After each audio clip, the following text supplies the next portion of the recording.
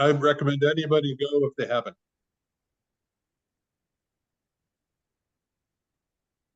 Hi, Andy, and hi, Kathy.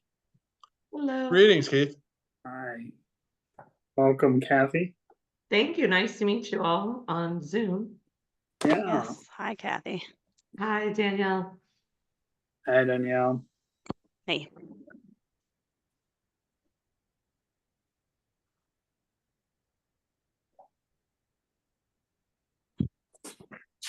Okay, I've already started the recording so to allow the attendees in the meeting. So attendees, when I say that I'm promoting you, you have to accept it, okay?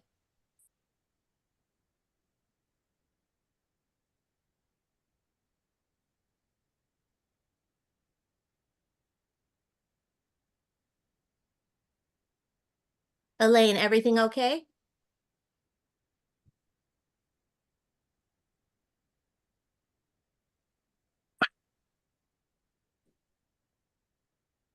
Tammy, Yes. can you hear me? It's Vance.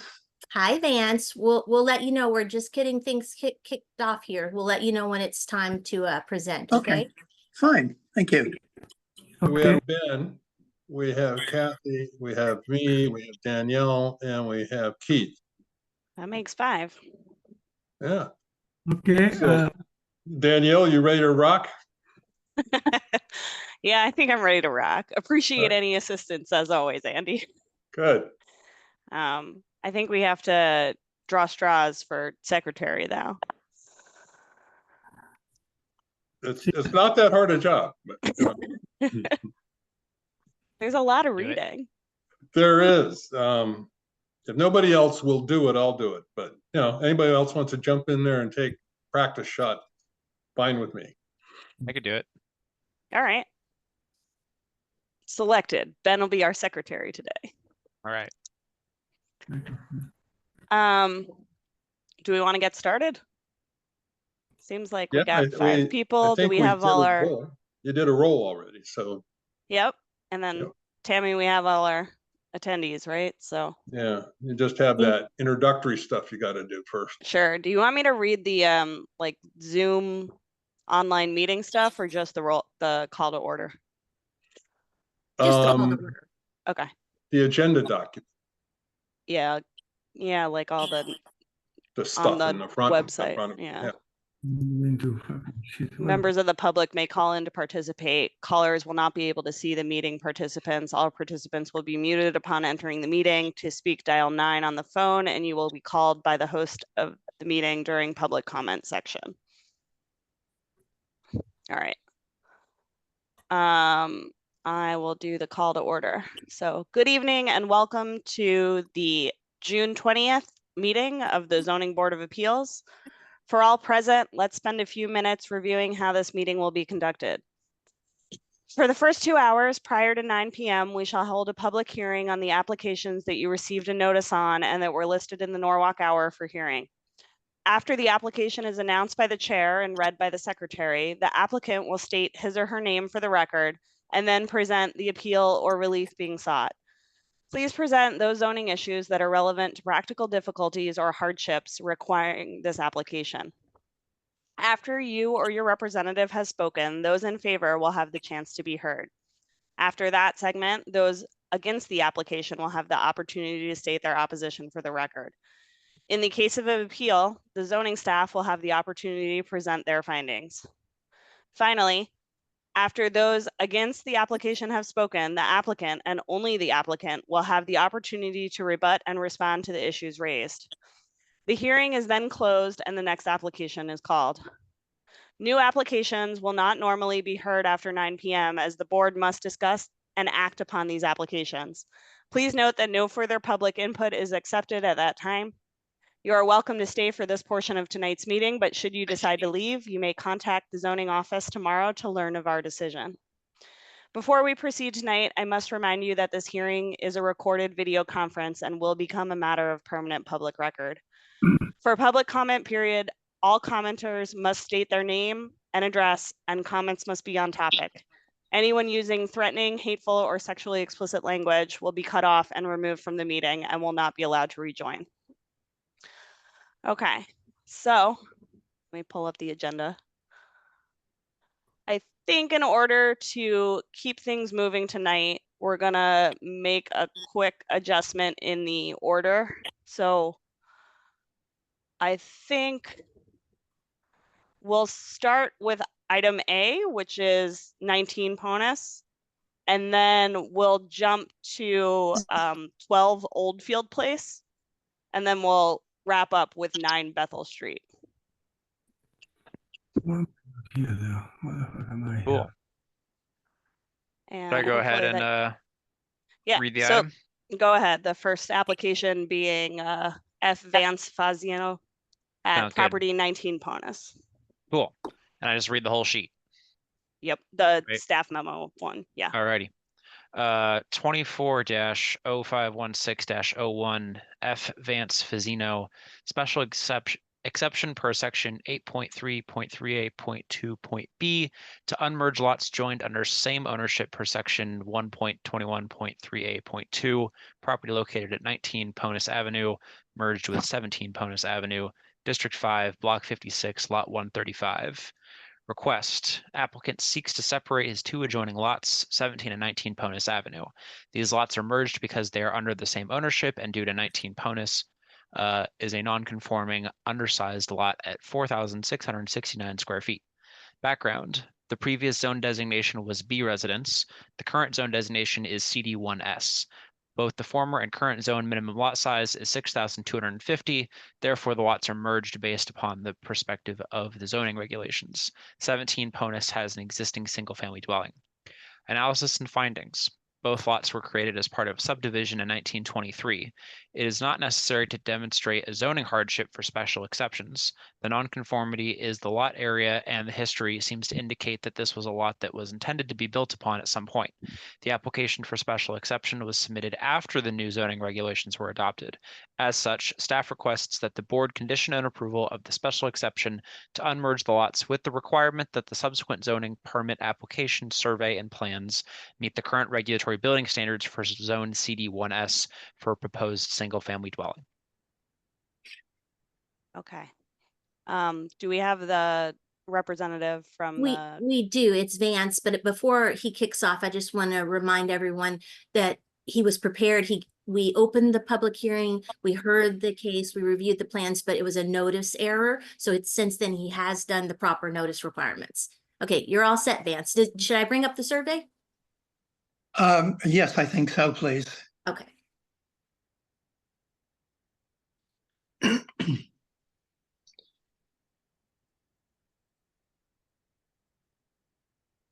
Okay, survey's up. Okay. Well, I guess you want to know how I feel or what I want to do with the lot. I'm planning to build a small house, which I will use as a studio for my artwork, and it will conform to the size of the property. There should be no problem as far as the layout of the building, because the architect and the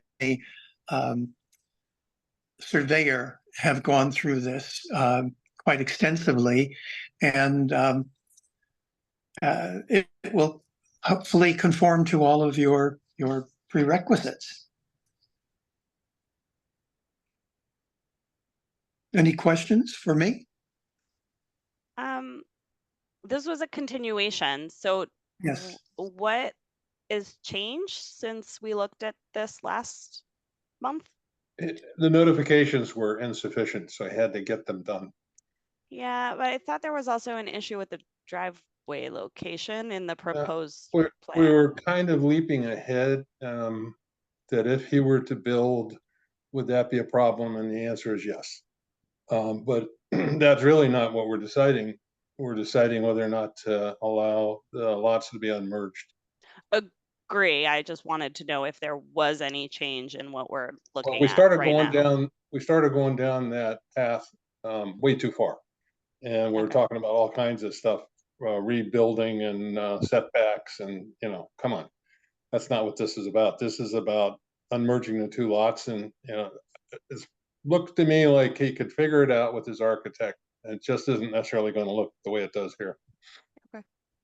But it will only be should a we- very small adjustment, from what I understand from your changes in February.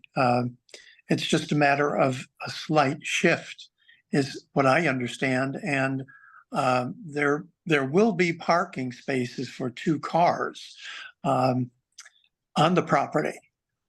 So hopefully it'll all go well. So my recollection is the same as Andy's, that we did start going down a different path, and the key thing before us is the dividing of the 2 lots. Yes. Should we choose to approve that, we would just condition it that whatever is built here conforms with the new zoning regs, and that would be something that staff would review, correct? Is that right, Tammy? Correct. Okay. Yes, and we do plan to do everything that is necessary to conform to whatever it is you're seeking. No more questions from me. Me neither. No, me. Okay. I'm If all set. there's no more questions from the board, we'll see if there's anyone from the public that would like to speak in favor of this application. Any Yeah, raised so hands? If anyone wants to speak for this application, you just use the raise your hand feature you see at the bottom. If you've called in, but I don't see any call-ins. I learned how to tell the difference now. I think it was pretty clear last month how one of my neighbors, my closest neighbors, felt about the building site and what he thought of me and my property. So it was positive. Indeed, I recall that. Okay. And I assume no members of the public wishing to oppose this application. No raised hands. No Alright. raised hands, and sounds good. Thanks. Thank you. Thank All you. right. With that, we'll keep cruising to the next application. My turn? Yep. Okay. 24-0620-02, Jonathan and Athena Jacobson. Variance of rear setback required 20 feet, proposed 16 feet per section/table 4.3.1B to construct a 1-story addition and install an AC condenser at single-family residence to zone CD1M, property located at 12 Oldfield Place, District 5, Block 82, Lot 212. Request: the applicant wishes to construct a 1-story lateral addition for more living space. Both the proposed addition and 2 AC units would encroach into the required rear setback. Background: the ranch-style single-family dwelling was constructed in 1960. A portion of the dwelling and rear deck are existing non-conforming within the rear setback. Analysis and findings: the existence of the large rock ledge is a peculiar characteristic of the property that does appear to meet the criteria for unusual hardship. The rock ledge is located in what otherwise could be a compliant area for a lateral addition. As such, the presence of the rock ledge could be a basis for granting the rear setback variance. Okay. Thanks, Ben. Would the applicant or the applicant's representative want to step forward and make their case?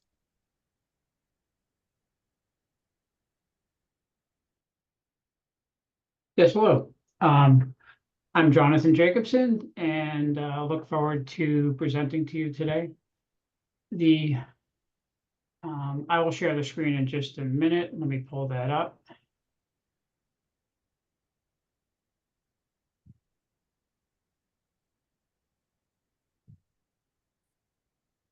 Okay, is my screen shared? Yes. Yes, it is. It is good. Okay, again, my name is Jonathan Jacobson. I live here with my wife, Athena Jacobson, at 12 Oldfield Place. We're in zone CD-1M. And the request is for a rear setback variance to allow for construction of a one-story addition and 2 AC condensers, which will occur within the setback. The current rear setback is, with the new regulations, 20 feet. It used to be 20%, which would have been a bit less, probably about 14 or 15 feet previously. Currently, it's 20 feet.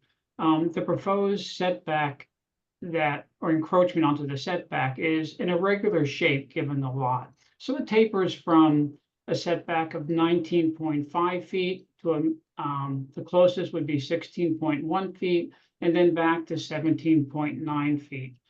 I do have the table here if you'd like to see that, and I have the site surveys as well. And the existing house, there's a corner of the existing house which is now also encroaching with the setback, and that's is 17.1 feet from the existing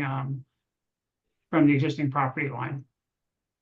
Okay, the specific hardships and difficulties. The number one thing is this large granite rock that's in the front of the house. I'll show some photographs of that. That presents quite a few difficulties in extending an addition towards the front of the house. Some additional issues are it's a somewhat oddly shaped lot in that it's on a cul-de-sac and it has a disproportionately large rear boundary. So the change, the setback of 20 feet in the back cuts out a substantial amount of potentially buildable area.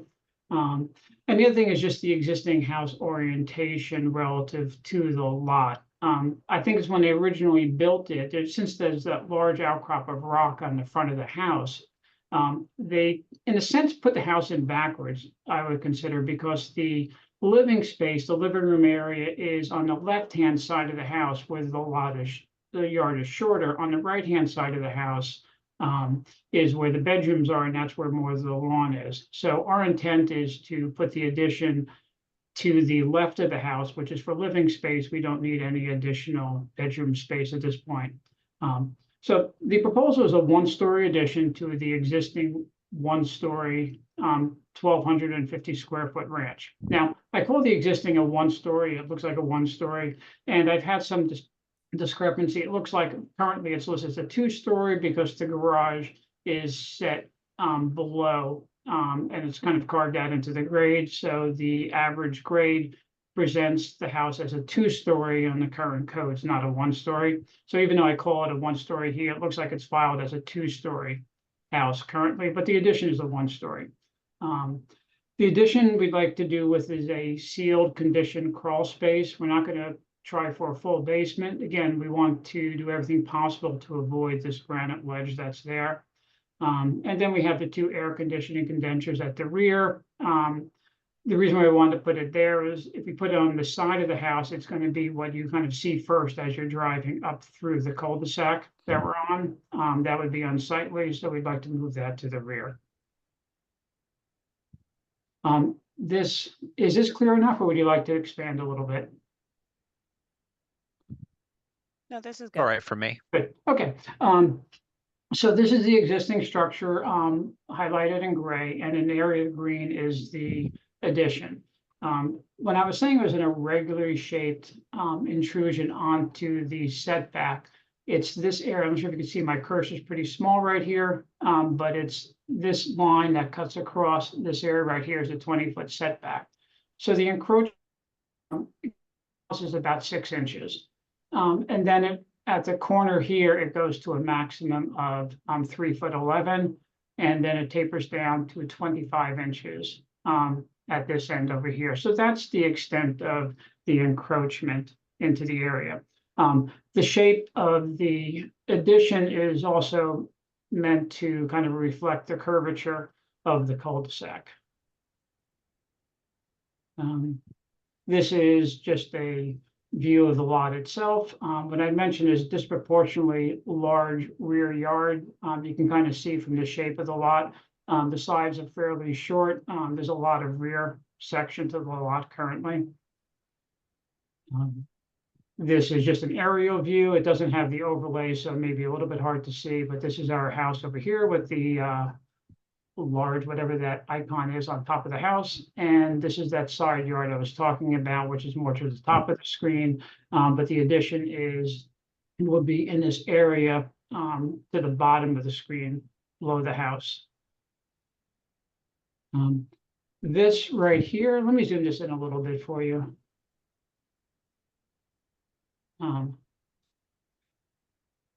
This is the existing 1,250 square foot house, but I mentioned the bedrooms are all to remain. Bedrooms, bathroom, everything else all remain. That's on the right-hand side of the house, and we like to do the additions on the left-hand side. To gain some additional space, we're now seniors and we have a growing family. We'd like to be able to have people over, and unfortunately, our dining room currently only seats about 6 people comfortably, which is over here, so we want to expand out to the left. This is the proposed, sorry, apologize for that. This is the proposed new floor plan. So all the renovation will take place in this portion of the house, but this is the area that we're considering is the addition right over here. I had to bypass, get past this chimney breast, which is staying.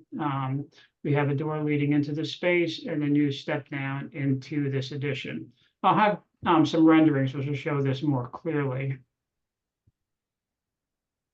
Roof plan, these are the elevations for the house. But again, I think the renderings show it more clearly, but if anybody needs, I can jump back to these drawings as well. These are just some sectional studies. Okay, this is where I want to go to. This is the proposed structure. This is the addition off to the left-hand side of the house that angles a bit and follows the curvature of the cul-de-sac. This perspective right here, which I label as number 3, is pretty much the view as you're driving up the cul-de-sac. That's what you'll see. That's what's most forward. And I want to keep the addition ideally back of the existing house for a number of reasons. The primary thing was the rock, but also aesthetically and architecturally.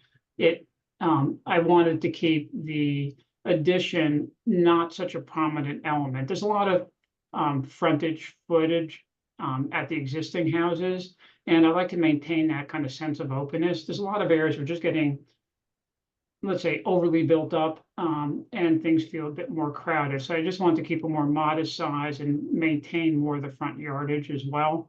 And that was one of the considerations along with this rock in the front. This is kind of a little bit of a bird's eye. A bit of a bird's eye view is on top. The rock is not shown. It's a little bit harder to model, so I just showed the house itself. And this is where there's the sunken garage, and that's what makes this currently classified as a 2-story house, even though it's just one living floor. This is the rock that this is the rock that I referred to in the front. It's granite. It extends quite a bit in front of the house, especially towards the center and the left-hand side of the house. I try to do a test hole to see where, because it tapers down across the lawn. So we did a test hole about 12 feet from the foundation to see where it was, because it goes below grade at that point. And I hit the ledge about 9.5 inches below the soil when I'm at this hole right here. So it tapers fairly gradually back towards the house. This next view is another view of showing that rock, and you can kind of see where it's just tapering back here. So the hole that was dug was kind of in between, well, closer to the rock, but sort of in between the house and the rock, and that was only 9 inches deep. And it also, even if you go to the front of that rock, this is heading towards the street. This is away from the house, in front of the rock, heading towards the sidewalk. That rock pops up again, and it does at a few different locations on the lawn. That same rock ledge appears at different points. And that's our major concern is that rock. And the reason why it's such a concern is a few issues. One is to try to pin a foundation to a rock ledge, especially granite, can be tricky. It would require jackhammering or blasting to try to get a somewhat level surface to attach it to, which would be, I'm sure, inconvenient to neighbors. The other thing, there's a lot of groundwater, subterranean groundwater in the area, and the rock ledge is really direct flow of that water and where it can go. And it pitches right now, that rock ledge pitches towards the house. So if I was to bring the addition forward, I'm basically can trap water right between the rock and the foundation. It also makes it very difficult to really create a good waterproof seal between the crawl space and the rock ledge itself. So the goal again is to keep the addition back further, a little bit behind the existing house, to avoid some of those difficulties, or at least mitigate those difficulties. And the other was, again, it's not a primary consideration, I know, for the variance, but just to keep it site sensitive is to keep the existing the new addition rather, secondary to the main house. So that's basically what we're looking to do. If you have any questions, be happy to answer.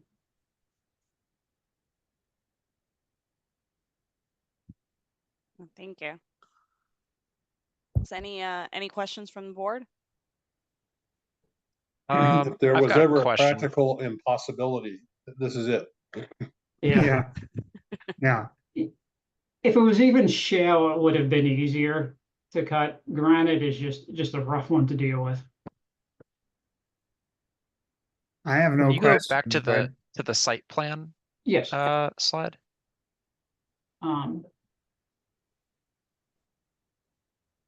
If you want to see the full site plan, I could jump to that, but I'll show you this. Yeah, this is the one I was thinking Yeah. of.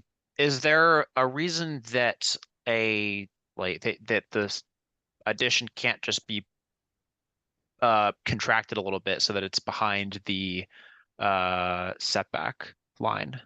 One, it becomes just a kind of awkwardly narrow room functionally. The other thing is trying to just maintain access into the space next to the fireplace.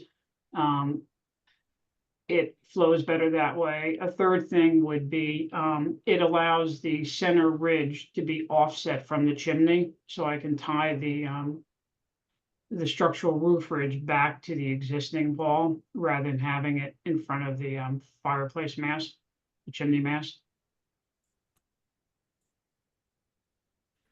Okay. Can you go to the rendering and just explain that Oh, sure. last bit a little bit more? Yeah. Yeah.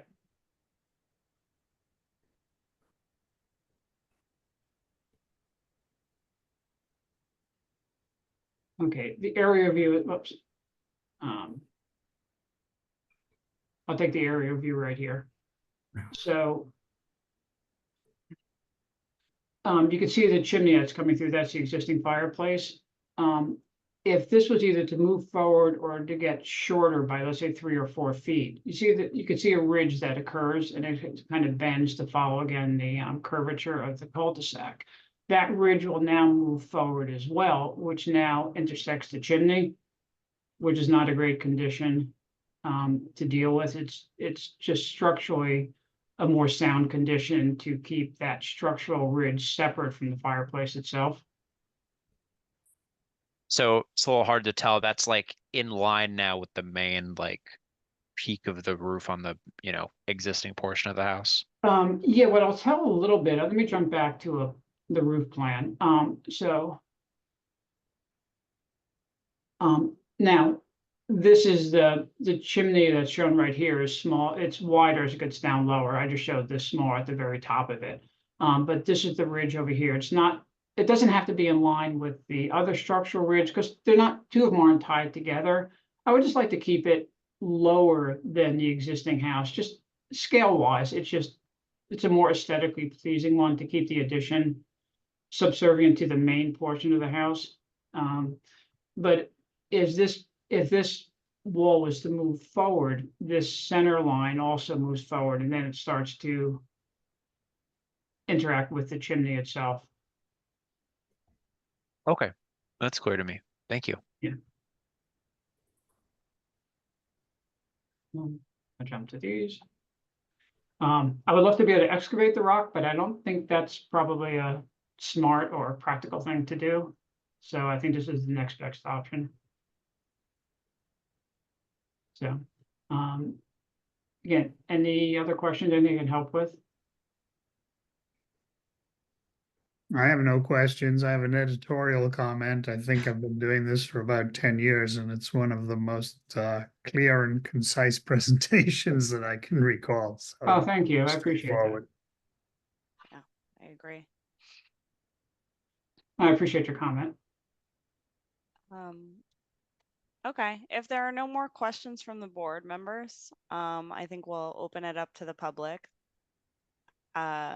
Tammy, is there anyone here that wishes to speak tonight? So we don't have any raised hands and the attendees are here for other items.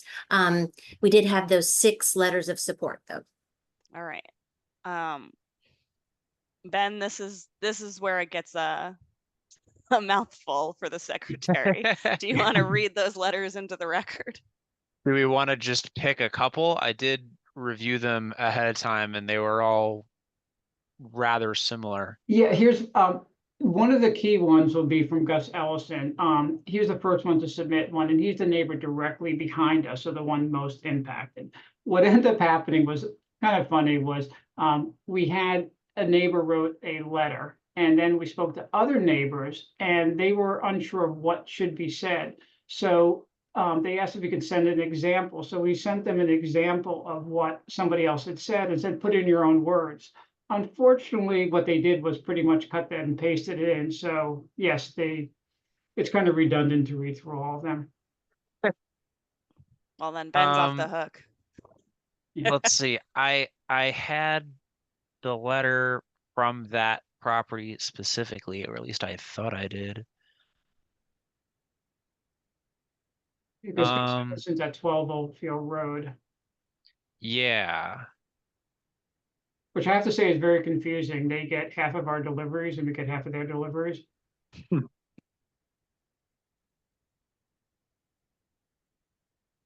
Well, I was I telling apologize. Tammy, Now I'm struggling Tammy, to I find only it. have 4. Yeah. I have Selinsky, Laurier, and the 2 Tylers. I'm looking for the letter from Gus. I'll read it. The one from Thanks, Gus Tammy. Ellison was I'm the not first one organized enough sent. over here. I'm sorry, Let's Ben. let's get through the reading. Ben, did you say you found it or you did not? No, I was apologizing for being Oh, disorganized. it's okay. All right. So this is from Gus and Jen Ellison. They say, dear members of the Planning and Zoning Commission, we are writing to express support for Jonathan Jacobson's request for a variance for the addition to his residence. Our properties share a rear property line, and we would be most directly impacted. We believe that granting this variance is in the best interest of our neighborhood. Jonathan is a talented architect and has designed a project to enhance his home and property. As we understand the setbacks, the variance would move the addition slightly closer to our property. We are very comfortable with this distance and have no issues with the adjustment. In conclusion, we believe that approving this variance request is reasonable and in line with the principles of good community development. We trust that the commission will carefully consider all aspects of this request and make a decision that serves the best interests of our neighborhood. Thank you for your consideration. Sincerely, Gustav Ellison and Jen Ellison.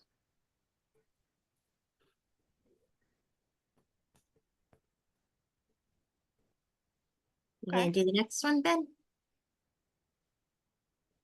I swear I have all the other ones except for that one. It's driving me crazy. I read it earlier, like on my yeah, whatever. Let me I'll ask pick the another applicant couple. real quick. Where does Selinsky live relative to you?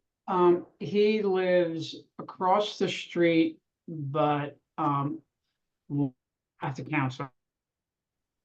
Basically 3 Down- houses to the right. If we're looking across the street, there's 3 houses to the right of us.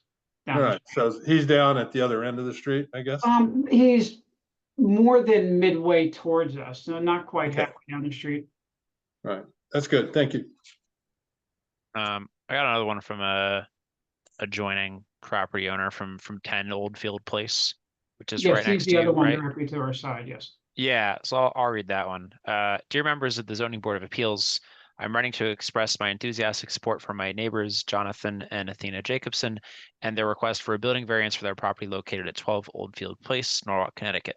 The proposed addition to the Jacobsons' existing house promises to significantly enhance the aesthetic appeal of their property as well as our street. In my opinion, the design and scale of the proposed addition are in harmony with the character and topography of our neighborhood. Thank you for your time and consideration. Sincerely, Randy Larrier. And 10 Oldfield is on the side that you're doing the addition, correct? Yes, it is. Yes, it is. Yeah. So I think those two are the most important to Yeah. read. Was 10 Oldfield, Louise? Tyler? She's Louise 15. Tyler is almost directly across the street from us, on the other side of the circle. Gotcha. Thanks. I think for the record, we can just acknowledge that it was 15 Oakfield Place, Keith Tyler that was supportive. Louise Tyler, also from 10 Oakfield. The Zelinskis, as Andy Conroy noted, at down the street.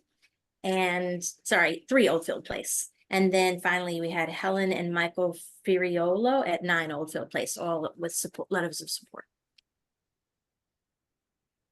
So it seems supportive to me, and it seems like the big rock story for the evening is that as a practical difficulty that would kind of push us into the position that we're in.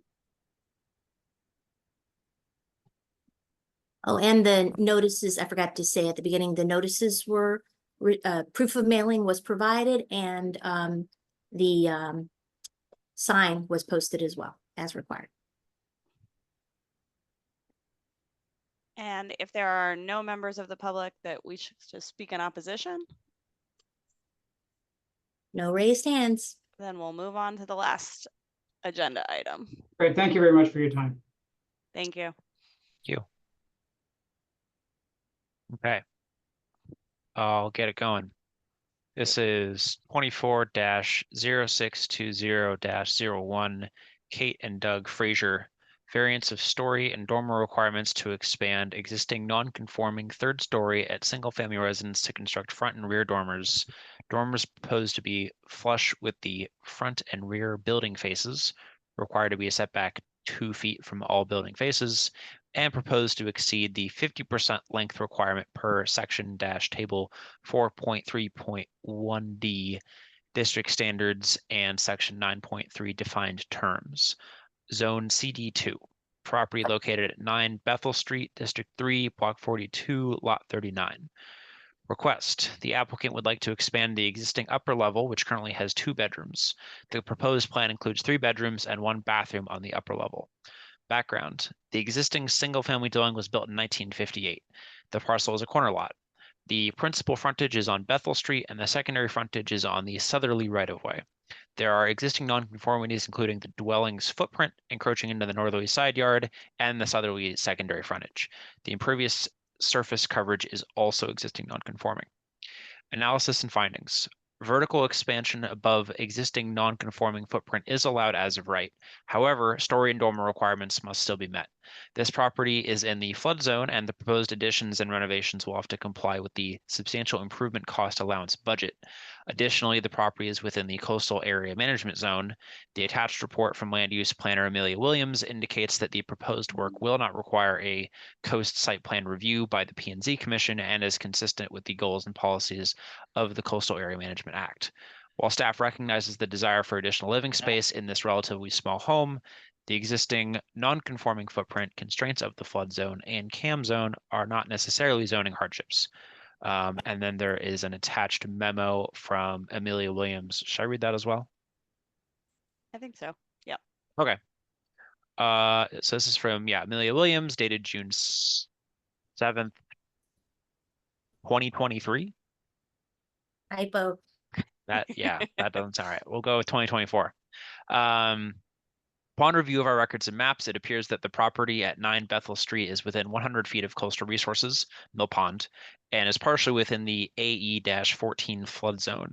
While it is not favorable to expand living area in a flood zone as it increases risk to life and property, no adverse impacts on coastal resources or future water-dependent opportunities are anticipated with the approval of this application. The variance request significantly pertains specifically pertains to the height of the structure and no ground disturbance is proposed. It appears the project is consistent with the goals and policies of the Coastal Area Management Act. This activity is exempt from a coastal site plan review by the Planning and Zoning Commission as the proposed area of work is under 1,000 square feet. However, any application for variance within the coastal area management boundary is required by statute to be reviewed for potential impact to coastal resources by the board. The activity for which the applicant is requesting a variance is not anticipated to have any adverse impact on coastal resources. The ZBA findings or motion must contain a statement that the proposal is consistent with CAM goals and policies and will not negatively impact any coastal resources. Thank you for the opportunity to comment. If you have any questions regarding the above, please call or email me. Yeah, let me comment real quick. If we must do something and it's not in our normal, I guess, tool set, then I think we have to reference her memo as being the source of the knowledge rather than us, we pulled it out of thin air. I think that makes sense. I don't remember having seen that on other memos from her. No. Mm-mm. So it, interesting. But we need to reference her as giving us her expert opinion.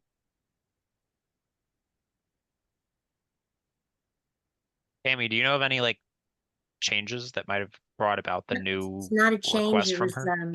is, brought to our attention that we should, Ah. follow the statutory requirement more closely. Okay. Okay, would the applicant or the applicant's representative like to make their case? Yeah. And hi, everyone. My name is Doug Fraser. I'm joined here with Alen Karen, who is my father-in-law and architect. I'm hoping he is able to speak because he's the one that really put these plans together, but maybe I can cover. I don't know. Can you Yep. hear me? We can hear you, Len. Yes, good evening, everybody. I am to share my screen. And I like to show you a few pictures of the house, but I have technical difficulty on my, I'm not used to this application there, to the app.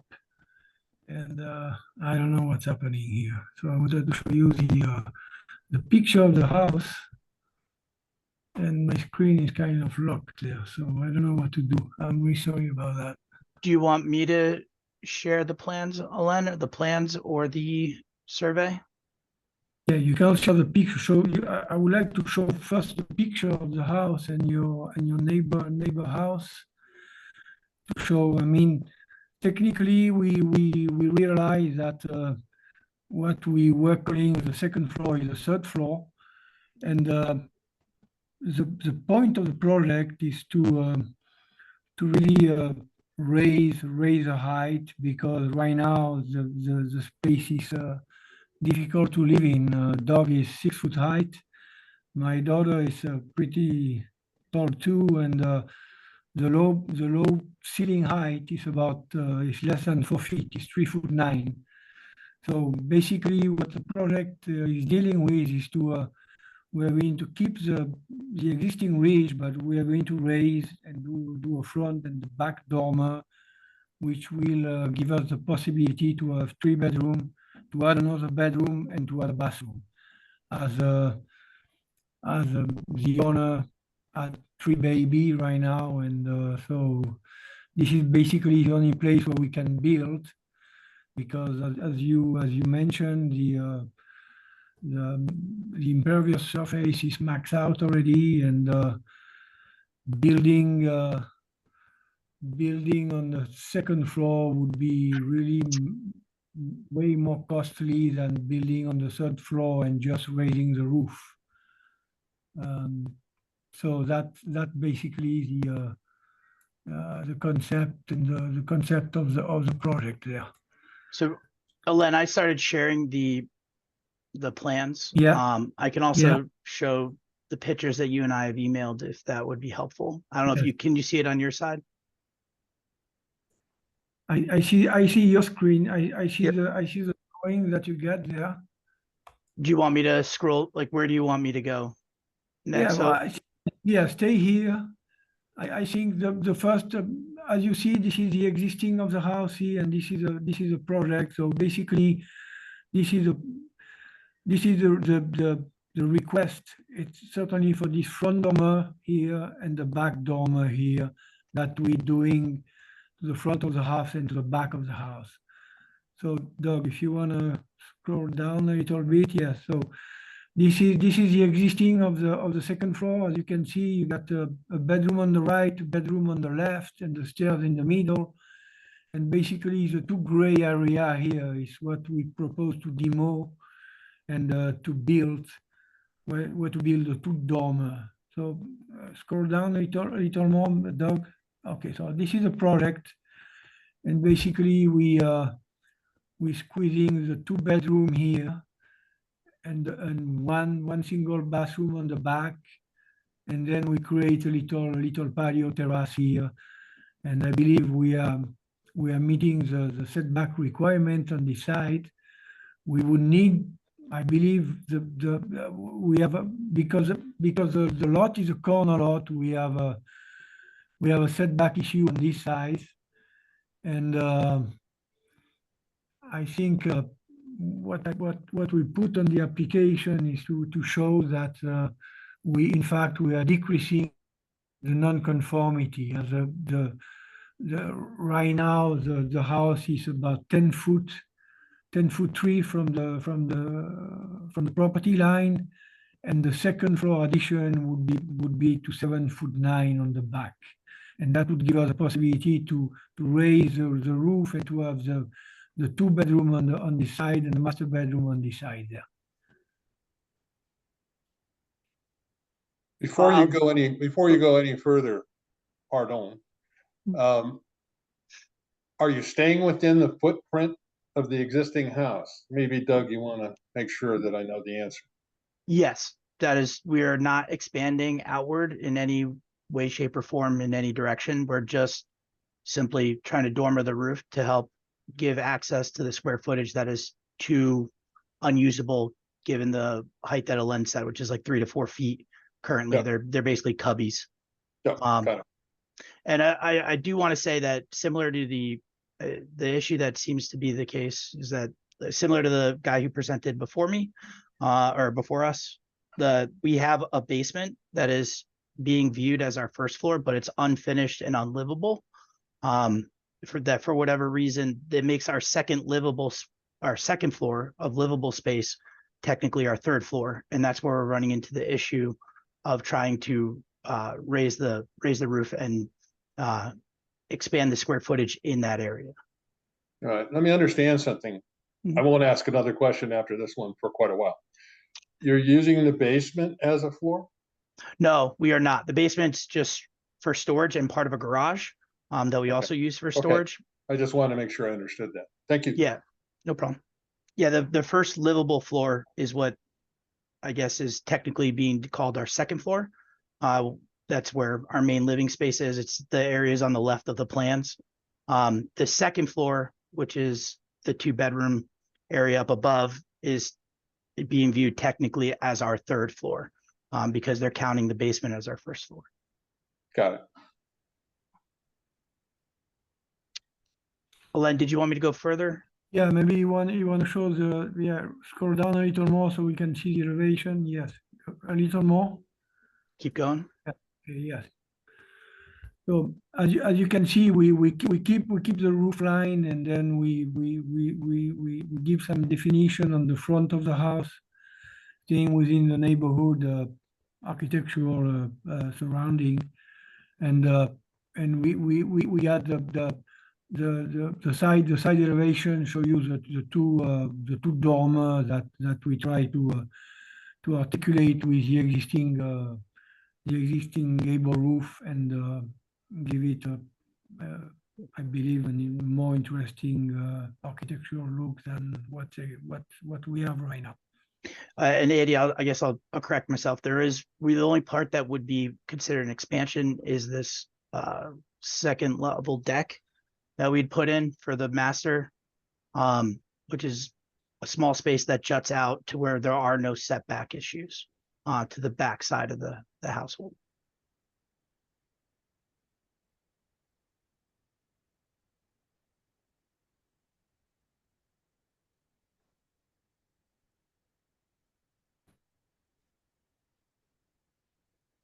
Should I go further?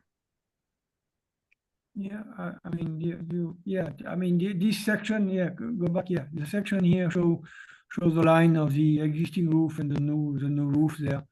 So we could get at least 8 foot ceiling height, which would be much better than the 4 foot that we get right now. Yeah, for sure.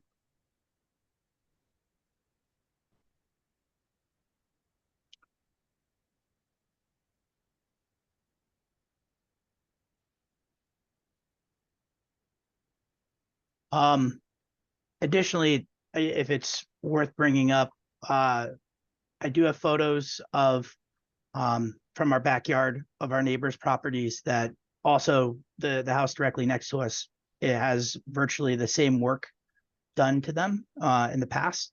They have the same layout with the basement built-in garage. The first floor and the second floor is dormered. So that what we're attempting to do isn't unusual for the neighborhood, so to speak. And I could show those pictures if you guys would think that would be valuable. I would like to see them. Sure. So let me stop sharing that or change my screen. So apologies because I was not prepared to fully present, and this is very small, but the house on the right that you're viewing is mine, and that's just to give you a sample of the steepness of the roof and the backyard currently as it stands, or the back of the house. I'm gonna flip quickly to the front of our neighbor house. So similar to what we had showed, this house virtually has the same plans that we do with the garage built into the basement. There's front stairs leading directly into their first floor or first livable space, which is actually their second floor. And then you can see that they have a second story or above. This is the side view of the house, which has that dormered property or dormered aspect to it. So it's just nice and boxed. So they're able to leverage the full square footage of that top floor, which if you go down further, like you can see a few of the houses here that are in our neighbor's property line. They also have that nice boxed view of their second floor instead of the heavy slant that ours has. There's our neighbor across the street. They're definitely using all 3 floors, and they also have a dormer set up on the front of their house, which is similar to what we're attempting to do. This is directly across the street from our property. And then I believe there's one more. I don't think I have it actually on this view, so I apologize, but it would have been the neighbor on the other side that also has a more boxed version of their second floor. So it's essentially what everyone on the neighborhood or in the area has this like 3-story type thing, with the basement being, essentially being counted as a first floor, but being an unlivable space, and the second floor having some sort of aspect to correct for the usable square footage of that area. The one that doesn't is us, and we are a family of 5 attempting to build a little bit more room for the family upstairs. Thank you. I'll go back to the plans.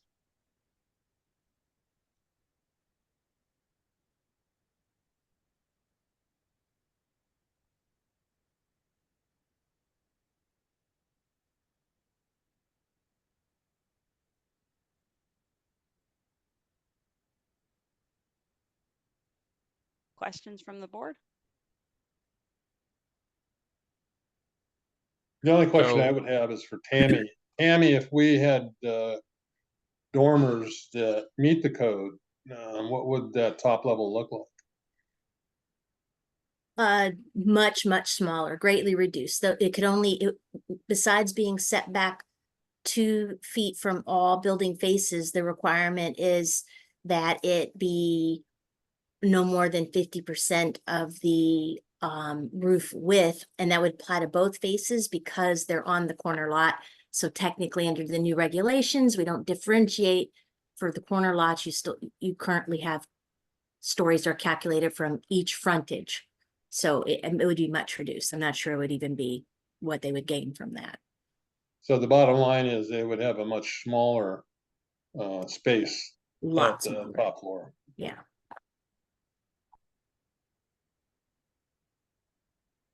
And where's the base flood elevation for this property? Because that, it looks like, right, the finished floor of the, is it the first level? Is that So, 16.1? the other way. The survey or which way? No, yeah. Yeah, that's the first floor that you looking for, right? That's the existing first floor. Yeah, but that's the what would be the The second second floor? floor, yeah. Yeah, not the basement is not in the plans. Oh, I'm asking the design flood level. It's AE 14. Okay. Apologies. So right now their first livable floor area is like 2 feet above that elevation, right? Right, but they're not flood compliant because of they don't have They don't have the vents and stuff in the bottom. right, and Sure. mechanicals and all that, yeah.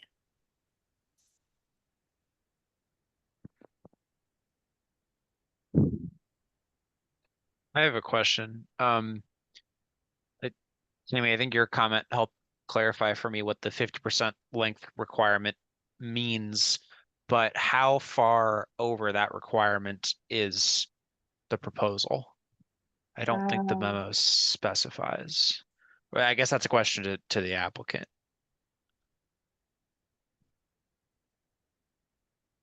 I don't think I understood your question. Could you repeat, please? So the length requirement of the dormer is 50% of the total width of the house, if I understand that right. What number are you proposing? How much over 50%? I can give a guesstimate. I'm gonna say on the front entry side, it's probably 75%, and then the rear dormer is probably proposed at 85%, maybe 90. Yeah, you're talking about the third floor there, yeah. That's not over, that's inclusive of everything. Sorry, yeah, Gotta right, subtract each 50, gotta face. subtract 50 from. Yeah, Right. sorry, yeah, Right. yeah, yeah. Right.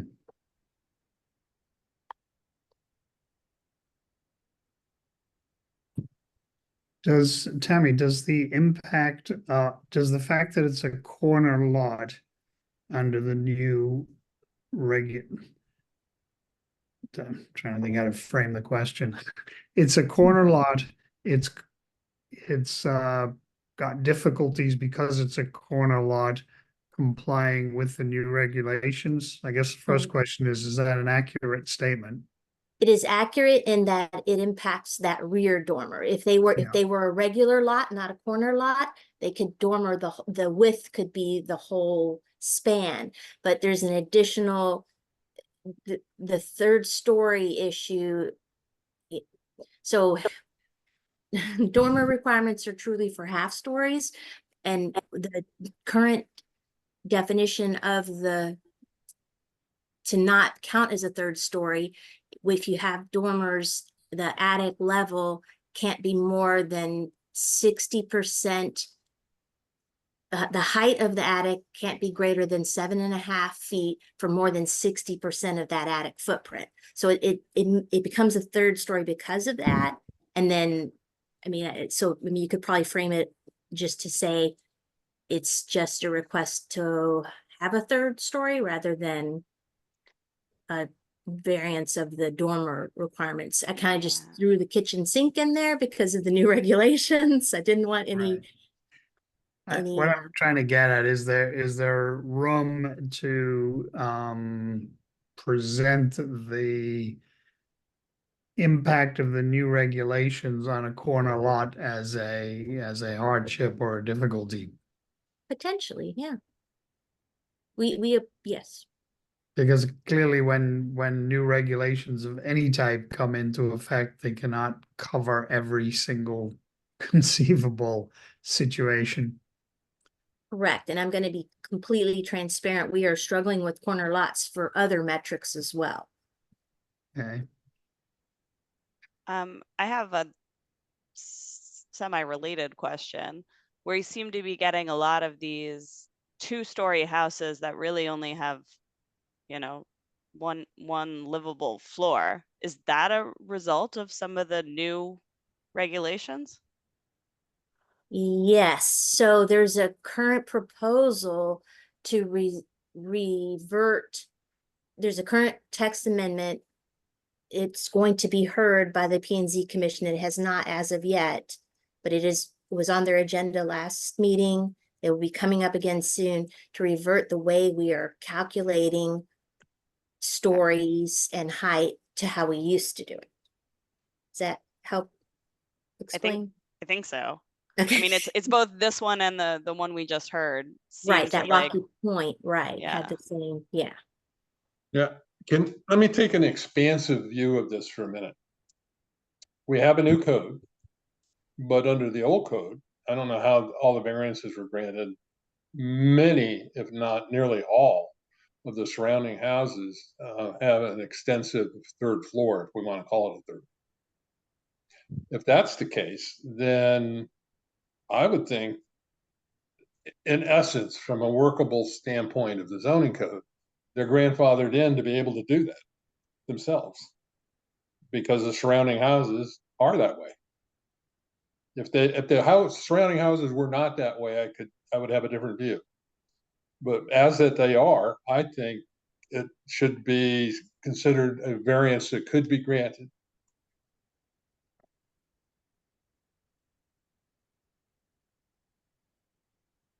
That too strange for you guys? not mean- too strange for me. I think we're all trying to move in the same direction here. Yeah, I mean, I think, right, the zoning regulations say you get 2.5 stories for your house in this residence zone. But they're really struggling to get that Right. based on the way that the stories is calculated in the new zoning code.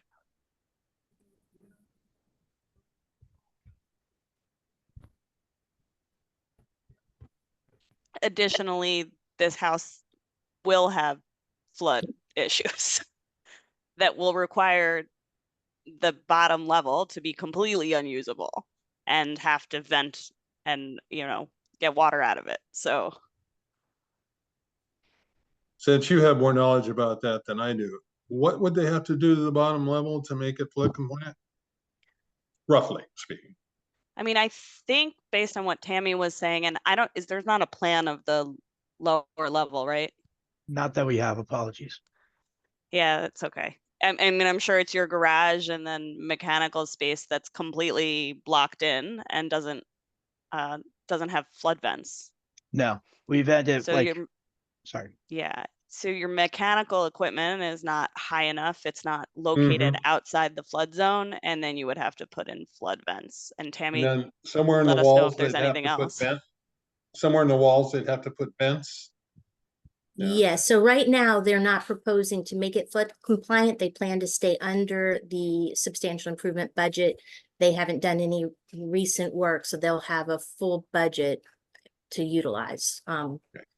I think it'll be challenging, but the architect believes they can meet the cost of work budget.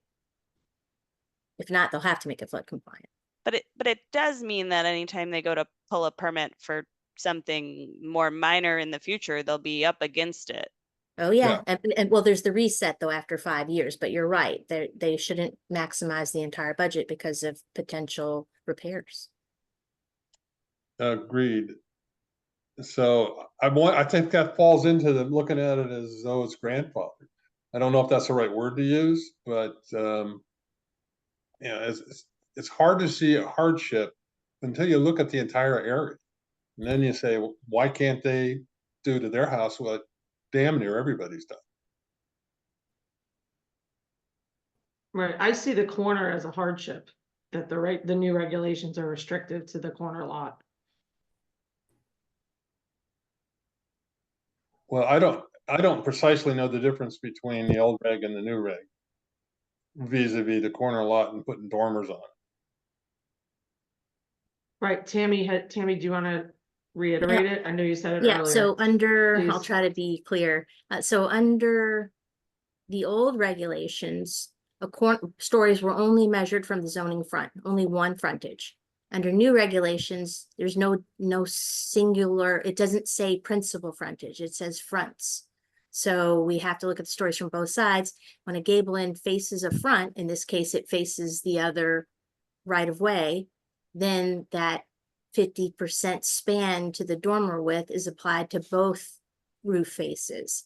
So, and then addition, the the old story calculation, they were still technically third story, 3-story. I mean, the old regulations, they were still technically 3 stories because you couldn't have vertical height from the floor below. So if you're standing on the attic floor or the uppermost level, whatever we want to call it, you can't have more than 2 feet of vertical space before your roof joists start. So under old regulation, it was also a story issue that way. Let me ask a question that might clarify this.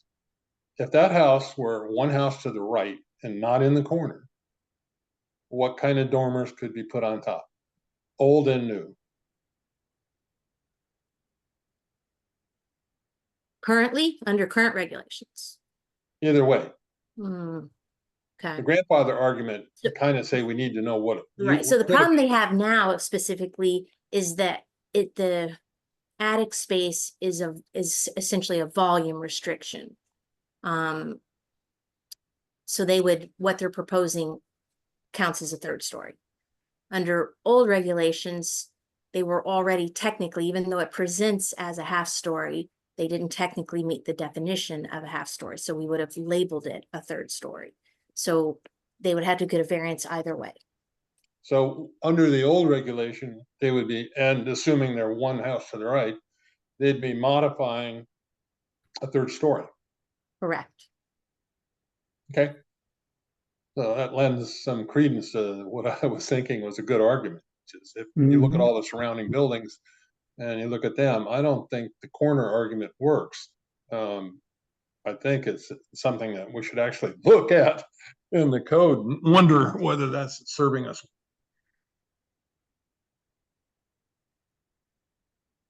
But I guess I'm also going back to the way the number of stories is calculated. And if that change has caused a condition that's like really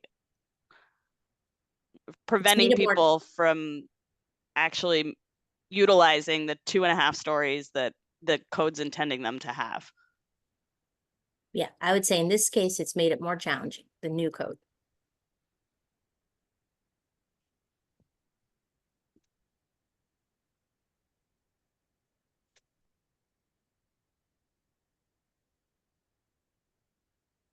Okay. Any other comments from the board? Not for me. I'm all good. All right. I'm good. We'll see if there are any members of the public that wish to speak in favor or opposed to this application. We actually don't have any additional attendees. So, and we didn't receive any letters. I didn't have any inquiries. Okay. Oh, I'm So- sorry, I'm sorry, I that's not correct. I had one inquiry.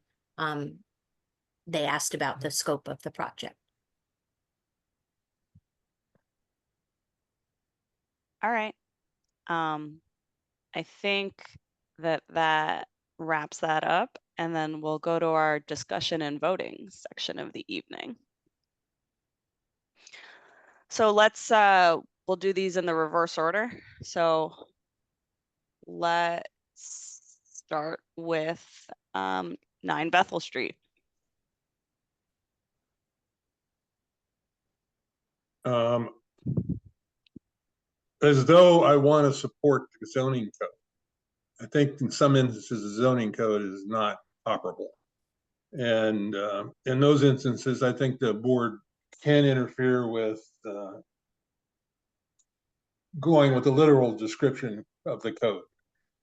I think that's within our bailiwick. In fact, I know it is. Wait, I'm not sure I understand what you mean there. If we see something in the code that doesn't make a lot of sense, and it could be just that there's a new code that hasn't had a good wear out and work in so that we could see what the problems are and maybe fix them. The ZBA can stand between the code and what's being allowed. And Now, provide typically relief. that's not done by us. We say we want to support the zoning code. But this is weird. So I would agree that they can do it. And I know that it doesn't follow precisely what the zoning code requires, but I think that zoning code needs another look. I agree. I think- I also agree. I think our challenge here is how to enunciate the motion. Yeah, I Yeah. mean, are we approving a variance for 3 stories? Well, as No, presented. because the so 3 that they stories don't- was existing, right? Wouldn't it have to Technically. be been as presented so that they wouldn't turn right around and do something entirely different for third story? Sure. But I don't know that, like, right, we don't have to address the dormer issue if we were to say approve a variance for 3 stories as presented. Well, couldn't we Wasn't the do dormer that and part of say the as variance? presented? Let me just get that thing out of the way. Couldn't we say as presented so that there's a boundary of what they can do? Sure. All right, I'll make a motion to approve as presented and also state that we find that it is in keeping with the goals of the Coastal Area Management Act per Amelia Williams memo.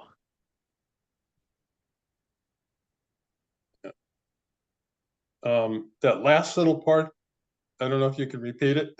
Sometimes when people ask me, I can't.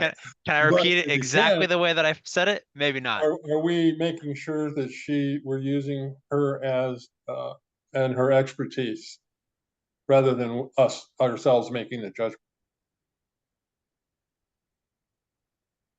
I think that phrasing was reasonable. Does someone else want to give the verbiage a try? Or do I have to stick with it because I started the motion? Well, I think you can stick with it. We're saying that we're relying on that statement and we agree with it. Yeah, we state that where is it? That the proposal is consistent with Coastal Area Management Act goals and policies and will not negatively impact any coastal resources per direction from Amelia Williams. Well, the expert testimony given would say that it's not. So that would, that's form of a question. I think we have to give an answer that we think it's not, and because of our expert statements. And we don't have the ability to know if she's right or wrong. We have to trust that she's right. Right. I think that's kind of implicit in our motion. No. Yeah.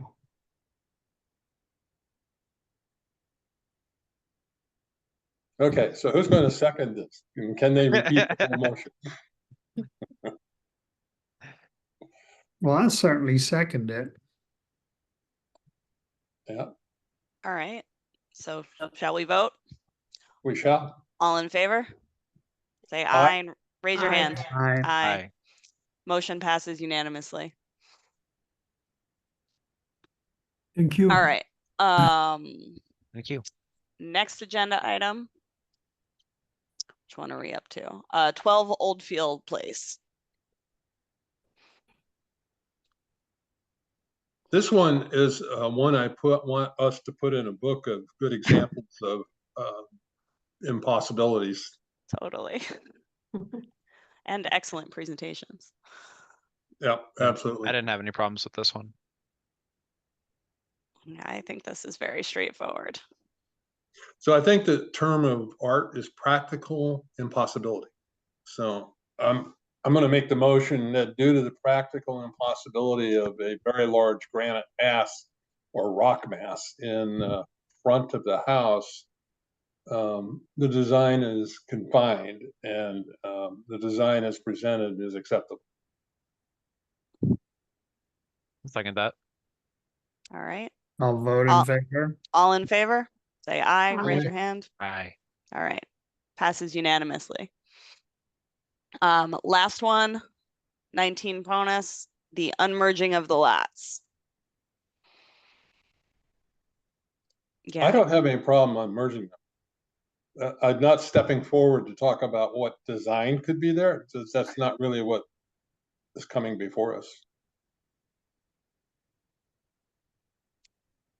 I I make a agree. I'm in the motion same to boat. approve the unmerging of the lots.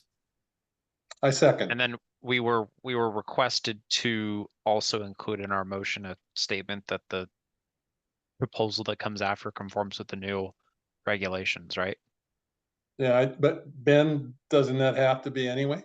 I think that has to be anyway, yeah. Yeah. Right, Tammy? or we'll Yes, see him again. It was a bit overkill, perhaps. Perhaps, yeah. Because I think if you look at Otherwise we'll be back here again very soon.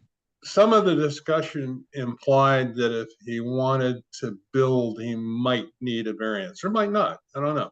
But so that's under the new code, and that would be for him to take care of at that point in time. I think that's fair. Did Ben second that? I think you I was did. asking a question, but I will second it. All right, all in favor? Aye. Aye. Aye. Passes unanimously. All right. Now we have to do the minutes. Do we have any Oh, man. training issues coming up? Oh, You know, because we have members that may not have had training. No, I think we're all set, our newest member, but she'll have until next May to finish her initial, or Okay. to complete her initial training. But everybody else is fine, right? Right, yeah. all right. Did everyone review the minutes? No. I did. I didn't see At any least I'm issues. honest, you know? Hey, I didn't have any issue with the minutes. All right. I'll make a I'll- motion I'll to approve the abstain. minutes.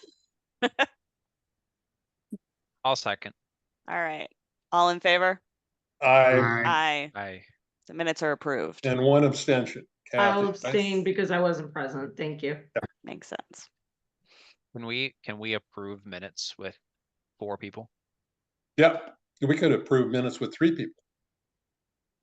That's the Not only less than thing three. that can be The fourth approved with thing three. is an ordinance or statutory overkill, because they didn't want the ZBAs all around the state going wild, so they pushed it up that 4 out of 5 people had to do these approvals for variances and other special exceptions. But in terms of our operation as a 5-member board, 3 people is the majority. The only thing I want to add is good job, Danielle and Ben, and no good deed goes unpunished. Don't threaten us. Thank you. Keith, did you motion And to welcome adjourn? Kathy. I'll motion to you. adjourn, yes, Yes, welcome Kathy. Kathy. Thank you. All right. Thanks, guys. Thanks. Okay. Good Have a night. good Take care, evening. Kathy. Thank you all. Good Good one. night. Good Good night. night. Bye-bye.